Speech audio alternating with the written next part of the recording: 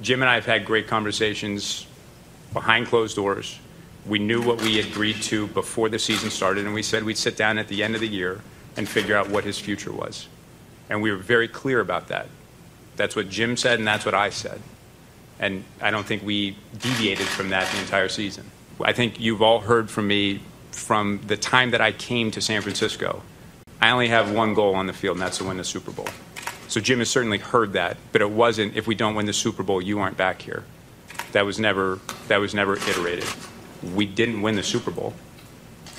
I mean, if we don't win the Super Bowl, we are not executing on our vision. I mean, our mission is very simple. The San Francisco 49ers win with class. We haven't won, and I don't think we've conducted ourselves with the level of class that I expect of our organization. We've had off-the-field issues. That's going to happen in sports. The level that it's happened here is not acceptable. The bottom line is the relationship between a general manager and a head coach have to be in sync.